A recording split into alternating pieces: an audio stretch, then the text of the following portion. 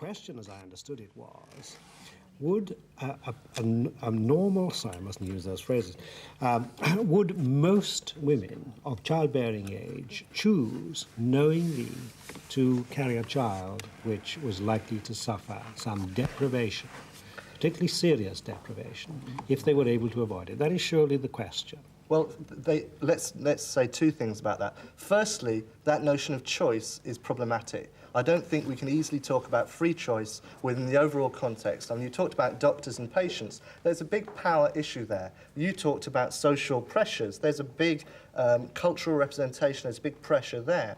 And secondly, I mean, your choice about having a child, what about people who are poor, people who are homeless, people who may be living in a developing country? And what sort of choice is that, and what sort of life will that child lead? And I think it's not necessarily about impairment at all. No, I don't think it is, you know. I think this is part of it.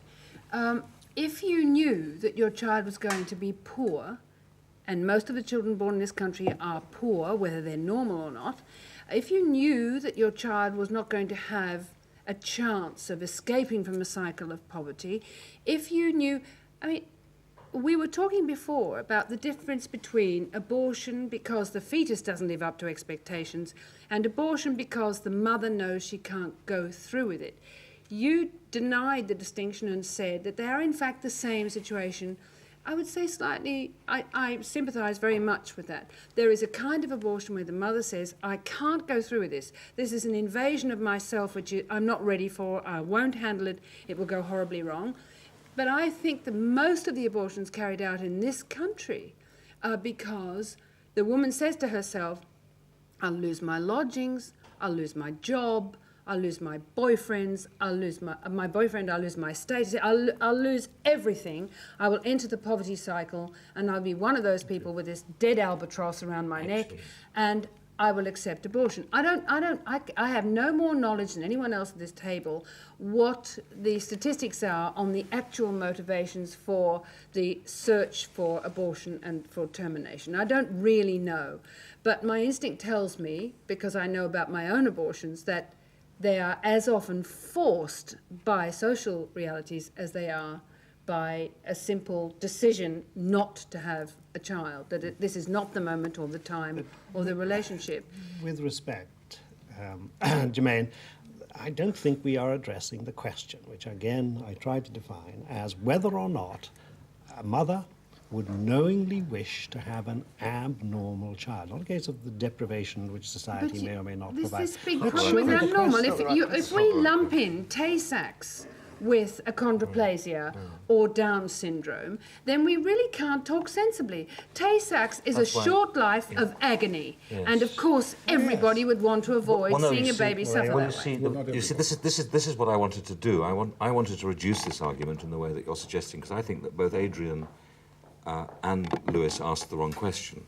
I think actually the question they should have asked would be to start off with, would you terminate an anencephalic child? That's what I meant to do. I meant to. One that has no head and therefore But it will terminate itself. Except that a mother has to go through a long, agonising pregnancy with the baby inside her moving right through until term. Very often goes overdue because labour, for various reasons, physiological reasons, isn't initiable. So, I mean, that's one area, and I think most of us, I don't know, I'm speaking for the wrong people, but I guess that most people certainly would not find that terribly wrong to terminate that pregnancy. But you'd find that on echo sound, wouldn't you?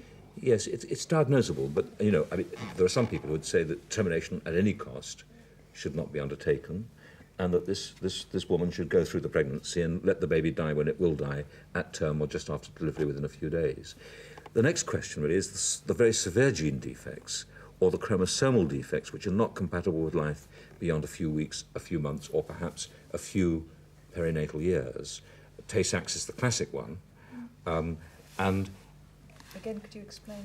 Tay-sachs is a disease which causes a baby which gradually disintegrates neurologically. It starts off by going blind, but it doesn't end with blindness. It becomes completely incapable of doing anything, feeding, swallowing, breathing eventually, and it just deteriorates.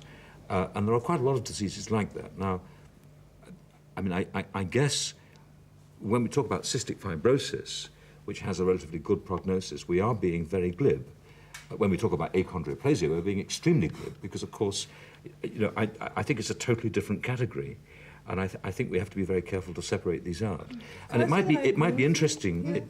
Well, I think, Adrienne, I think it just might be interesting to start with, to separate out those very severe disorders which are incompatible with life beyond the very earliest years or months of birth.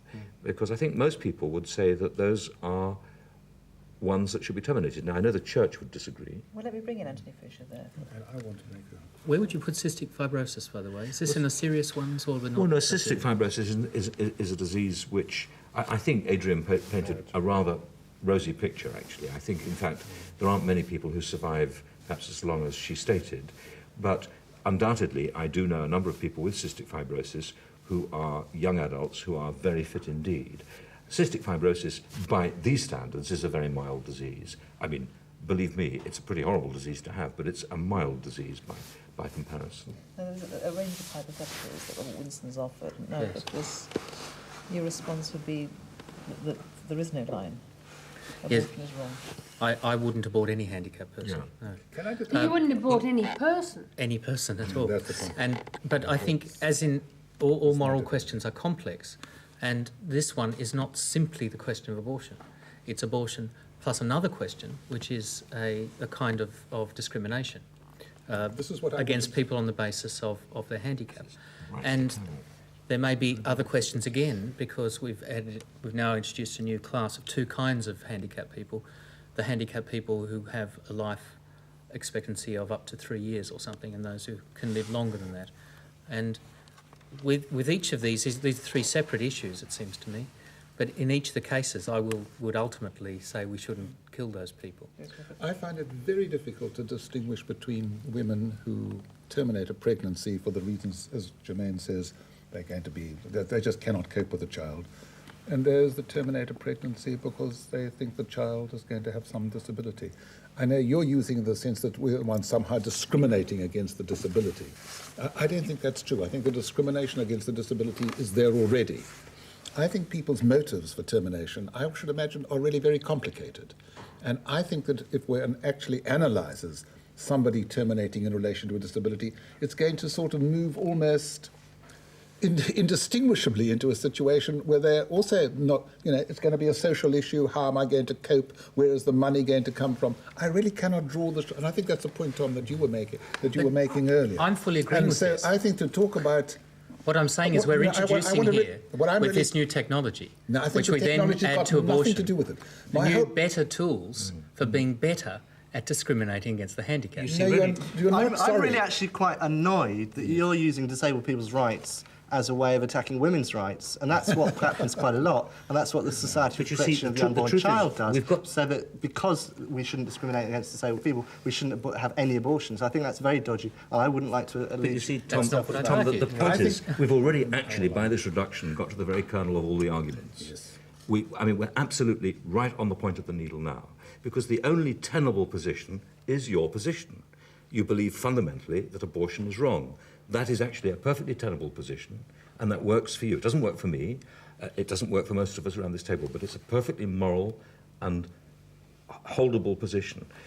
But as soon as you start to choose gradations of disease, it then brings in all sorts of other individuals and their response to those diseases, their view of those diseases, their view of those attributes. And I think that's actually the problem. That's really what we're discussing. And I don't believe there's a consistent argument. I don't believe it's possible to have a consistent point of view. I disagree with you more. I don't think his attitude is moral at all. I think his attitude is totally immoral. I think the only moral attitude that you can begin to think of is that the woman has the right what to do with her pregnancy. I can take that as a totally consistent position. Can I say and that? I regard that as a much more moral one than anything based over there. As a woman and as a mother then, if you're saying that It's a different set of moral values. a child is only going to live for so many years, I don't want to care for my child and wait for it to die. I can't imagine losing a child ever. Okay, that's right. And I don't. That's if your somebody's right. going to I say to claim me, that's your this right. child's only going to live 2 or 3 years, then I would rather terminate and not not have that child, to have to care for it and wait for it to die. How terrible. But there's another argument too about that. There's also that when is it more loving and more merciful to kill than to allow to die? The thing is that this is the position that all abortion is wrong is a moral position. Oh, I'm talking totally selfishly. I don't want to go through the pain of having my child die. I understand that, but even in the case of the sin of abortion can be balanced against the sin of failing to respond to a child's needs, or failing. There can be a daily sin. There can be a daily mortal sin. It may seem that what Father Fisher is saying is kind of really simple. You know, abortion is wrong, but so is also the distorted life that you may lead with a child that you never wish to bear, a child to whom you are unjust and to whom you are cruel. The Catholic Church is not so dense, it can't see this. It can't see. Only for those people who've never actually listened to the Church explain its own position. But they're against abortion on every ground. Yes, but they're also against they're against sin in principle. And I don't see abortion as a sin. Well, that's your privilege. Okay. You will never have to have an abortion. You should be really delighted that you won't have to even confront the necessity of this sin. The whole point about the sin of abortion... I cannot bear you talking about it. The whole point about the sin of abortion is that women have borne the